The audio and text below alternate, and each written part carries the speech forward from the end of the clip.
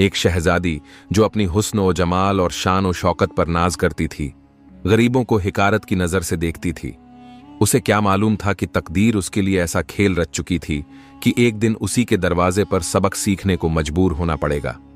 वो जो अपने आगे किसी को कुछ नहीं समझती थी, एक दिन खुद किसी के रहम व करम पर आ जाएगी। उसकी जिंदगी का ऐसा मोड़ जिसने उसकी पूरी दुनिया बदल दी। मगर कैसे? कौन था वो गरीब जिसने उसकी अकड़ तोड़ दी? और क्या वाकई वो उसकी किस्मत बन चुका था? जानने के लिए वीडियो को पूरा देखिए और उससे पहले हमारे चैनल को सब्सक्राइब कर दो। अरब के एक मशहूर शहर में बादशाह सुल्तान जियाउद्दीन की हुकूमत थी। उसकी सल्तनत दूर दूर तक फैली हुई थी और उसके ऐश और आराम का कोई मुकाबला नहीं था। मगर उसकी सबसे कीमती दौलत थी उसकी इकलौती बेटी शहजादी सलीमा। शहजादी सलीमा अपनी खूबसूरती और शान व शौकत के लिए मशहूर थी। उसके हुस्न की मिसालें दी जाती थीं। जब वो महल की बालकनी से झांकती तो शहर के नौजवान दीवाने हो जाते। मगर वो इतनी घमंडी थी कि किसी को भी अपनी नजरों के काबिल नहीं समझती थी। उसे अपनी दौलत, रुतबे और हुस्न पर इतना गुरूर था कि वो दूसरों को हिकारत से देखती थी। वो अपने महल में रहती जहां जरदोसी से सजे रेशमी पर्दे थे, हाथ से बुने हुए ईरानी कालीन थे, सोने और चांदी से बनी सजावटें थीं। जब भी वो अपने कमरे से बाहर निकलती, नौकर चाकर उसकी खिदमत में लगे रहते। शहर के गरीब लोग जब उसके महल के करीब से गुजरते तो वो अपनी नाक बंद कर लेती। उसे लगता था कि ये गरीब लोग उसकी दुनिया के लिए एक बदनुमा दाग हैं। एक रोज वो अपने शाही बाग में बैठी हुई थी। चारों तरफ रंग बिरंगे फूल खिले हुए थे, फव्वारे झरने की तरह बह रहे थे और हवाओं में मुश्क और अंबर की खुशबू फैली हुई थी। महल की खानसामा उसकी पसंदीदा शरबत पेश कर रही थी और खादिमाएं हाथ के पंखों से उसे हवा कर रही थीं। इसी दौरान एक बूढ़ी फकीर औरत जो कई दिनों से भूखी थी, महल के दरवाजे पर आकर खड़ी हो गई। उसके कपड़े फटे हुए थे, चेहरा धूल से सना हुआ था और वो बहुत कमजोर लग रही थी। उसने कांपती आवाज में कहा, ए शहजादी, अल्लाह ने तुझे इतनी दौलत दी है, क्या तू मुझे एक टुकड़ा रोटी दे सकती है? शहजादी ने उस औरत को हिकारत भरी नजरों से देखा और हंस पड़ी। तू कौन होती है मुझसे भीख मांगने वाली? तेरा नसीब यही है कि तू भूखी रहे। जाओ, इसे महल से बाहर निकाल दो। खादिमों ने उस बूढ़ी औरत को धक्के देकर निकाल दिया। वो बेचारी तड़पती रही, मगर शहजादी को उस पर जरा भी रहम नहीं आया। शहर के कई अमीर और शाही घरानों के लोग शहजादी से निकाह करना चाहते थे, लेकिन वो किसी को भी पसंद नहीं करती थी। मैं किसी आम आदमी से शादी नहीं करूंगी। मेरा शौहर वही बनेगा जो मुझसे भी ज्यादा अमीर होगा, जो मेरी तरह शाही खून रखता होगा और जिसके महल मेरी जायदाद से बड़े होंगे। बादशाह को अपनी बेटी की ये बातें अच्छी नहीं लगती थीं, लेकिन उसकी जिद के आगे वो मजबूर थे। फिर एक दिन ऐसा आया जिसने शहजादी की जिंदगी हमेशा के लिए बदल दी। शहर के सबसे बड़े बाजार में आग लग गई। देखते ही देखते आग महल के करीब पहुंच गई। लोग बदहवास इधर उधर भाग रहे थे। बादशाह अपने वजीरों और सिपाहियों के साथ आग बुझाने में लगा हुआ था, लेकिन किस्मत को कुछ और ही मंजूर था। आग इतनी तेजी से फैली कि महल का बड़ा हिस्सा जलकर राख हो गया। शहजादी के वो चमचमाते कपड़े, सोने चांदी के जेवरात, शाही बिस्तर, सब कुछ जलकर खाक हो गया। शहजादी अपने कमरे से बाहर निकलने लगी, लेकिन रास्ते में धुआं और आग थी। किसी तरह उसने दरवाजे तक पहुंचने की कोशिश की, लेकिन तभी महल का एक हिस्सा गिर गया और वो अंदर फंस गई। उसके चीखने की आवाज दूर दूर तक गूंज रही थी, लेकिन कोई उसकी मदद करने वाला नहीं था। वो सोच भी नहीं सकती थी कि जो शहजादी कल तक ऐश ओ आराम में थी, आज उसी की जान खतरे में थी। कई घंटों बाद जब आग कुछ कम हुई तो कुछ लोग महल के अंदर घुसे। उन्होंने शहजादी को घायल हालत में बाहर निकाला। उसके बदन पर धूल और राख लगी थी। उसके महंगे कपड़े जल चुके थे और वो किसी आम गरीब औरत की तरह लग रही थी। बादशाह का पूरा खजाना जल चुका था, महल बर्बाद हो चुका था और अब वो अपनी दौलत और शान और शौकत से महरूम हो चुकी थी। उस रात शहजादी को पहली बार एहसास हुआ कि जब किसी के पास कुछ भी ना रहे तो कैसी तकलीफ होती है। शहजादी अब किसी आम औरत की तरह थी। कोई उसे पहचान नहीं पा रहा था। वो रात के अंधेरे में सड़क पर अकेली भटक रही थी। भूख से उसका हाल बुरा हो चुका था, मगर अब कोई नौकर उसकी खिदमत के लिए नहीं था। कुछ दूर चलते चलते उसे वही बूढ़ी फकीर औरत नजर आई जिसे उसने कुछ दिन पहले महल से धक्के देकर निकलवाया था। वो औरत सड़क के किनारे बैठी थी। शहजादी ने कांपती आवाज में कहा, अम्मा, मुझे बहुत भूख लगी है, क्या मुझे खाने के लिए कुछ दे सकती हो? बूढ़ी औरत ने उसकी तरफ देखा, लेकिन इस बार उसकी आंखों में कोई नफरत नहीं थी। उसने अपने मैले कुचैले झोले से एक सूखी रोटी निकाली और शहजादी की तरफ बढ़ा दी। शहजादी ने हिचकिचाते हुए रोटी ली और खाने लगी। उसकी आंखों में आंसू थे। आज पहली बार उसने जाना कि भूख क्या होती है, मजबूरी क्या होती है। बूढ़ी औरत ने कहा, बेटी, अल्लाह ने सबको बराबर बनाया है। जब इंसान घमंड करता है तो वो उसे जमीन पर गिरा देता है। शहजादी ने कोई जवाब नहीं दिया। वो सिर झुकाए सोचती रही कि उसका घमंड उसे कहां से कहां ले आया, लेकिन उसकी आजमाइश अभी बाकी थी। शहजादी सलीमा, जो कभी शाही महल में ऐश ओ आराम से जिंदगी गुजारती थी, आज एक गरीब बेसहारा औरत की तरह सड़क के किनारे बैठी थी। वो कांप रही थी। उसके जिस्म पर जगह जगह चोटों के निशान थे, बाल धूल और राख से सने हुए थे और पेट में भूख से दर्द हो रहा था। उसने वही सूखी रोटी खाई जो बूढ़ी फकीर औरत ने दी थी। जब रोटी का आखिरी टुकड़ा उसके हलक से नीचे उतरा तो उसे पहली बार एहसास हुआ कि इंसान की असली भूख खाना नहीं, इज्जत और सुकून होती है। देर रात तक वो वहीं बैठी रही। उसके दिल में हजारों ख्यालात आ रहे थे। कल तक वो इसी शहर की शहजादी थी और आज कोई उसे पहचान भी नहीं रहा था। वो अपने महल की जलती हुई तस्वीरें याद कर रही थी, अपने सोने चांदी के जेवरात, मखमली गद्दों वाले बिस्तर, फव्वारों वाले बागात, सब कुछ खत्म हो गया था। सुबह की पहली किरण फूटते ही शहर में हलचल शुरू हो गई। बाजार खुलने लगे, दुकानदार अपनी दुकानें सजाने लगे और मोहताज लोग सड़कों पर भीख मांगने निकल पड़े। शहजादी घबरा गई। उसे समझ नहीं आ रहा था कि अब वो कहां जाएगी, किससे मदद मांगेगी। तभी कुछ औरतें वहां से गुजरीं। उन्होंने एक मैले कुचैले कपड़ों में बैठी औरत को देखा जो शहजादी ही थी। उनमें से एक ने कहा, अरे देखो, ये कौन है? ऐसी हालत में क्यों बैठी है? दूसरी औरत बोली, लगता है कोई मुसाफिर है जो यहां भटक गई है। इसकी हालत तो बहुत बुरी है।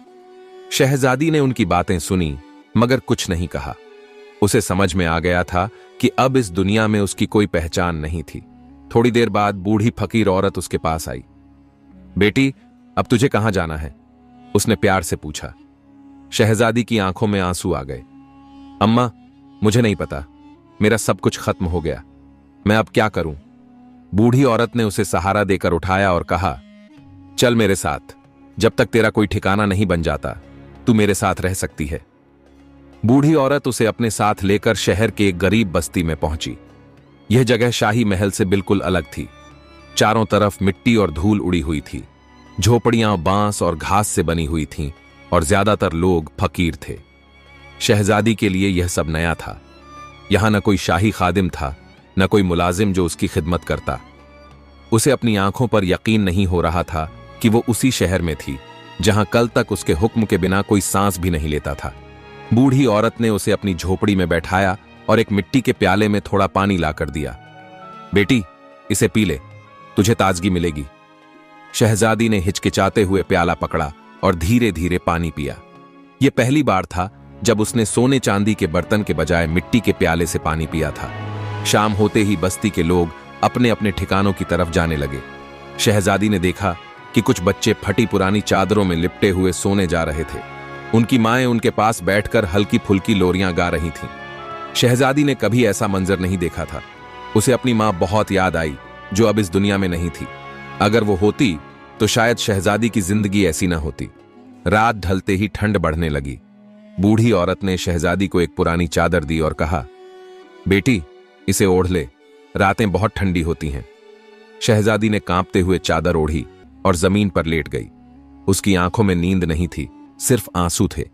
अगली सुबह सूरज निकला और बस्ती में हलचल शुरू हो गई। औरतें कुएं से पानी भरने जाने लगीं, मर्द मेहनत मजदूरी के लिए निकलने लगे और बच्चे मिट्टी में खेलते रहे। बूढ़ी औरत ने शहजादी से कहा, बेटी, अब तुझे भी कुछ करना होगा, यहां कोई बेकार नहीं बैठता। शहजादी को यह सुनकर ताज्जुब हुआ, लेकिन मैं क्या कर सकती हूं, मैं तो कभी किसी काम को हाथ भी नहीं लगाती थी। बूढ़ी औरत मुस्कुराई। बेटी, दुनिया की असली हकीकत यही है कि हर कोई अपने लिए कमाता है। अगर तुझे खाना खाना है तो तुझे मेहनत भी करनी होगी। शहजादी ने सिर झुका लिया। शहजादी को मजबूरी में बस्ती की औरतों के साथ जाना पड़ा। उन्होंने उसे एक पुराने कपड़े का थैला दिया और कहा, शहर के बाजार में जाओ, और लोगों के घरों से बचे हुए टुकड़े मांग कर ले आओ, यही हमारा खाना होता है।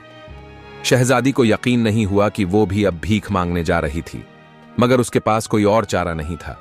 बाजार में जब वो पहुंची तो वहां के लोग उसे घूरने लगे। किसी को यकीन नहीं हुआ कि ये वही शहजादी थी जो कभी इस शहर पर राज करती थी। कुछ लोग हंसने लगे, कुछ ने उसे ताने मारे। अरे देखो, हमारी शहजादी भी अब फकीर बन गई। किस्मत देखो, जो हमें धक्के देती थी आज हमारे दर पर खड़ी है। शहजादी के लिए यह सबसे बड़ा इम्तिहान था। उसका दिल जोर जोर से धड़क रहा था। जब शहजादी एक रईस आदमी के दरवाजे पर पहुंची तो वहां से आवाज आई, कौन है? शहजादी ने कांपते हुए कहा, मैं भूखी हूं, क्या आप मुझे कुछ खाने के लिए दे सकते हैं? अमीर आदमी ने उसे ध्यान से देखा और फिर हंस पड़ा। अरे, यह तो वही शहजादी है जो कल तक हमें हिकारत से देखती थी, अब इसे देखो, भीख मांग रही है। उसकी बीवी ने भी हंसकर कहा, हम इसे खाना क्यों दें? जब यह शहजादी थी तब इसने किसी गरीब को कुछ नहीं दिया। आज इसे भी पता चले कि गरीबी क्या होती है। और उन्होंने दरवाजा बंद कर दिया। शहजादी की आंखों में आंसू आ गए। वो सोच भी नहीं सकती थी कि उसकी जिंदगी में ऐसा दिन भी आएगा। शहजादी अब समझ गई थी कि गरीबों की जिंदगी कितनी मुश्किल होती है। वो जो कल तक ऐशो आराम में थी, आज एक टुकड़े रोटी के लिए दर दर भटक रही थी। रात को जब वो बस्ती में लौटी तो बूढ़ी औरत ने पूछा, बेटी, कैसा रहा तेरा दिन? शहजादी ने रोते हुए कहा, अम्मा, मैंने जिंदगी में पहली बार जाना कि गरीबी कितनी मुश्किल होती है। बूढ़ी औरत ने प्यार से उसके सिर पर हाथ फेरा और कहा, अल्लाह के हर फैसले में कोई हिकमत होती है। हो सकता है ये सब तुझे सबक सिखाने के लिए हो। शहजादी सलीमा अब बस्ती में रहने की आदी हो रही थी, मगर उसका दिल अभी भी अपने पुराने शाही दिनों को याद करता था। उसके लिए यह सब कुछ किसी बुरे ख्वाब जैसा था जिससे वो जागना चाहती थी। लेकिन हकीकत यही थी कि वो अब एक आम गरीब लड़की बन चुकी थी, जिसे 2 वक्त की रोटी के लिए भी संघर्ष करना पड़ता था। हर रोज की तरह आज भी वो शहर के बाजार में भीख मांगने निकली। वो हर दरवाजे पर दस्तक देती, मगर लोग उसे पहचान कर हंसते और ताने मारते। देखो देखो, हमारी शहजादी अब भीख मांग रही है। क्या हुआ शहजादी बीबी, अब हमारी तरह जीना सीख रही हो? अल्लाह की कुदरत देखो, जिसने इसे भी मोहताज बना दिया। हर जुमला उसके दिल में किसी तेज खंजर की तरह उतर जाता, मगर अब उसके पास कोई और चारा नहीं था।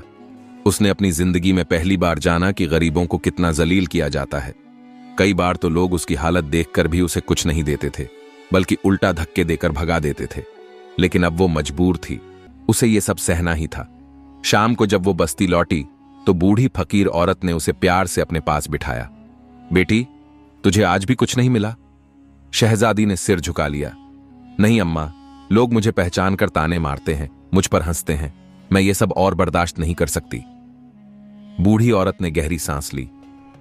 बेटी, ये दुनिया अमीरों के लिए आसान और गरीबों के लिए मुश्किल है, मगर सब्र करने वालों को अल्लाह कभी मायूस नहीं करता। शहजादी को उसकी बातें सुनकर थोड़ी राहत मिली, मगर उसका दिल अब भी बेचैन था। उस रात जब वो झोपड़ी के बाहर बैठी थी तो उसने देखा कि एक नौजवान लड़का बस्ती के एक पेड़ के नीचे बैठा कुछ पढ़ रहा था। उसके हाथ में एक पुरानी सी किताब थी और वो बहुत तन्मय होकर उसमें डूबा हुआ था। शहजादी को ताज्जुब हुआ। उसने पास जाकर देखा। तुम कौन हो? उसने हिचकिचाते हुए पूछा। लड़के ने सिर उठाया और मुस्कुराया। मेरा नाम हसन है, मैं इसी बस्ती का रहने वाला हूं। शहजादी ने हैरत से कहा, मगर तुम किताब क्यों पढ़ रहे हो? इस बस्ती के लोग तो सिर्फ मेहनत मजदूरी करते हैं। हसन ने गहरी सांस ली और कहा, क्योंकि मुझे इल्म की तलाश है। अगर मैं पढ़ लिख लूं तो शायद हमारी तकदीर बदल सके। शहजादी ने पहली बार किसी गरीब को इतने जज्बे से बात करते हुए सुना था। वो सोचने लगी कि वो तो इतनी बड़ी शहजादी थी, मगर कभी इल्म हासिल करने की कोशिश नहीं की। हसन के चेहरे पर एक अलग ही चमक थी। उसकी आंखों में एक ख्वाब था, कुछ बनने का, कुछ करने का।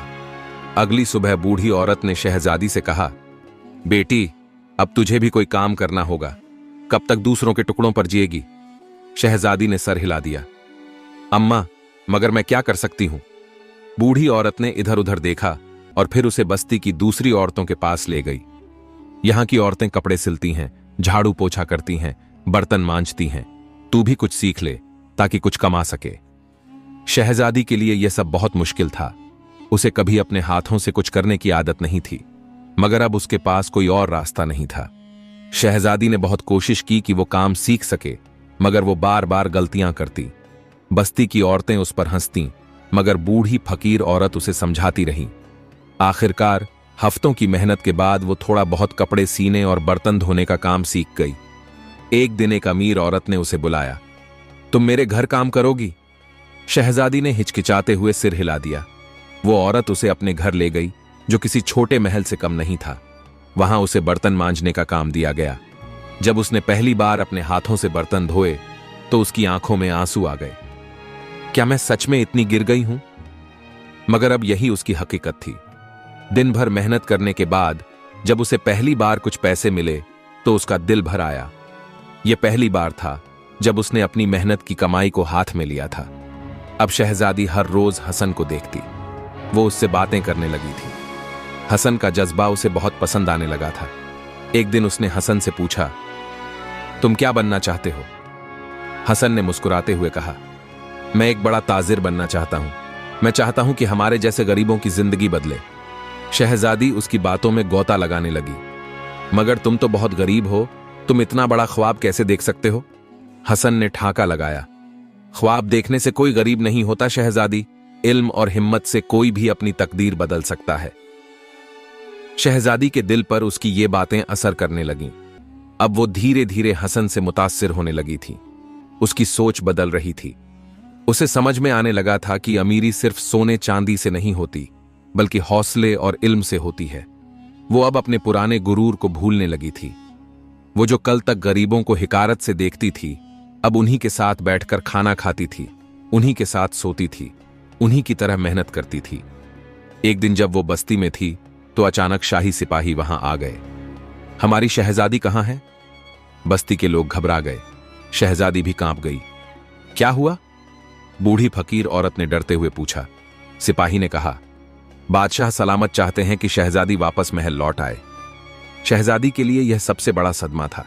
वो अब क्या करेगी? क्या वो वापस अपनी शाही जिंदगी में जाएगी या फिर गरीबों के साथ ही रहेगी?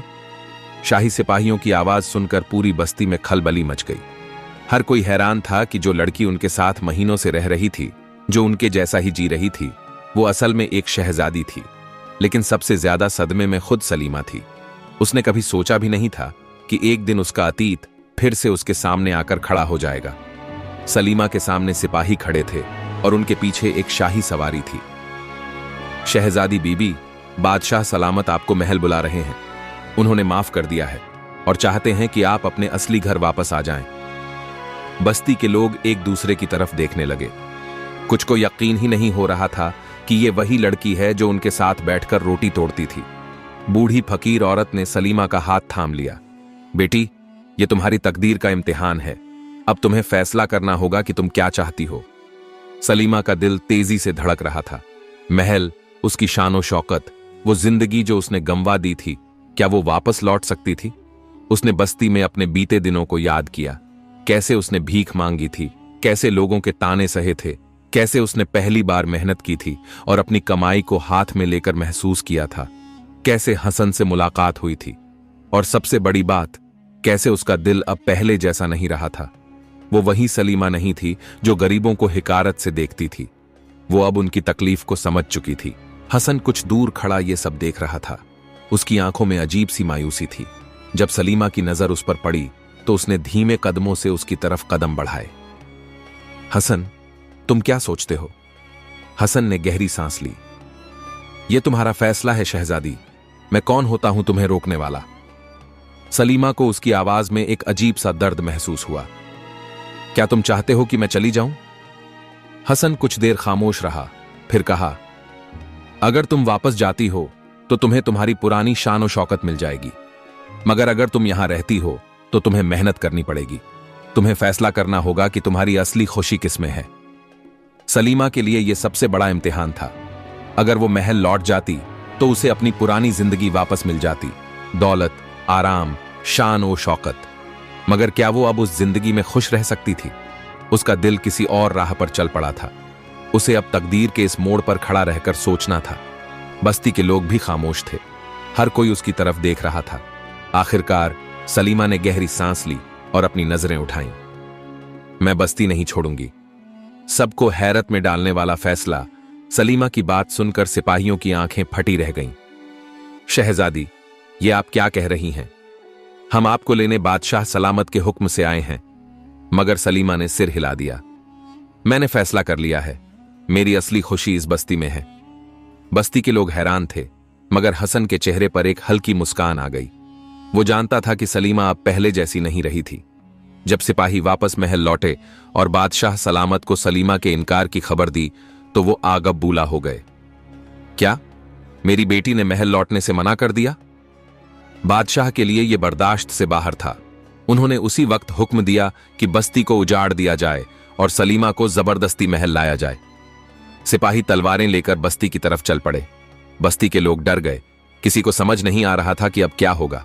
जब सलीमा को खबर मिली कि उसके पिता ने बस्ती को तबाह करने का हुक्म दिया है तो उसका दिल कांप गया। मैंने कभी नहीं सोचा था कि मेरे फैसले की इतनी बड़ी कीमत अदा करनी पड़ेगी। सलीमा ने फौरन हसन से बात की। हमें कुछ करना होगा। मेरे वालिद इस बस्ती को तबाह कर देंगे। हसन ने गहरी सांस ली। हमें उनके पास जाना होगा और उन्हें समझाना होगा। अगर तुम उनसे बात करोगी तो शायद वो मान जाएं। सलीमा जानती थी कि यह आसान नहीं था, मगर अब यही एक रास्ता था। वो उसी वक्त हसन के साथ महल की तरफ रवाना हो गई। जब सलीमा महल पहुंची तो बादशाह गुस्से में आग बबूला थे। तो तुम वापस आ ही गई। अच्छा हुआ, अब मैं तुम्हें जबरदस्ती यहां रखूंगा। मगर सलीमा ने सिर झुका लिया। अब्बा हुजूर, मैं आपकी बेटी हूं। आपकी रियाया पर जुल्म न करें। वो सब बेकसूर हैं। बादशाह के चेहरे पर हैरानी थी। तुम्हें गरीबों की इतनी फिक्र कब से होने लगी? सलीमा की आंखों में आंसू आ गए। जब मैंने उनकी जिंदगी को महसूस किया तब मुझे एहसास हुआ कि असली अमीरी दिल की होती है, दौलत की नहीं। बादशाह कुछ देर खामोश रहे। फिर उन्होंने सलीमा को ध्यान से देखा। ये वही लड़की थी जो कभी अपने घमंड और हिकारत के लिए जानी जाती थी, मगर अब उसकी आंखों में अलग ही चमक थी। बादशाह की आंखें नम हो गईं। मैंने कभी नहीं सोचा था कि मेरी बेटी इतनी बदल जाएगी। उन्होंने गहरी सांस ली और सिपाहियों को हुक्म दिया कि बस्ती पर कोई हमला नहीं किया जाएगा। सलीमा का दिल राहत महसूस करने लगा। वो बस्ती वापस लौट गई और अब उसने हसन के साथ मिलकर वहां के लोगों की जिंदगी सुधारने का फैसला कर लिया। हसन ने अपनी छोटी सी तिजारत शुरू की और धीरे धीरे बस्ती के लोग भी उसके साथ जुड़ने लगे। सलीमा ने भी मेहनत करना जारी रखा। वो अब महल की शहजादी नहीं थी, मगर अब वो बस्ती की सबसे प्यारी बेटी बन गई थी। कुछ महीनों बाद जब बस्ती की हालत बेहतर हो गई तो बूढ़ी फकीर औरत ने हसन से कहा, बेटा, अब तुम्हें अपना घर बसाना चाहिए। हसन ने शर्माते हुए कहा, अम्मा, मैं तो बहुत गरीब हूं, कौन अपनी बेटी देगा? बूढ़ी औरत ने हंसते हुए कहा, अगर लड़की खुद राजी हो तो क्या हर्ज है? हसन चौंक गया। सलीमा की तरफ देखा जो हल्की मुस्कान के साथ सिर झुकाए खड़ी थी। बस्ती के लोगों ने तालियां बजाईं और उसी दिन हसन और सलीमा की शादी का ऐलान कर दिया गया। जो शहजादी कभी अपने हुस्न और शानो शौकत पर घमंड करती थी, उसने अपनी तकदीर खुद लिखी। अब वो एक गरीब की बीवी थी, मगर उसकी जिंदगी में सुकून था, प्यार था और सबसे बड़ी बात, असली अमीरी थी। इस कहानी से हमें यह सीख मिलती है कि असली अमीरी दौलत से नहीं बल्कि दिल से होती है और घमंड का अंजाम हमेशा बुरा होता है।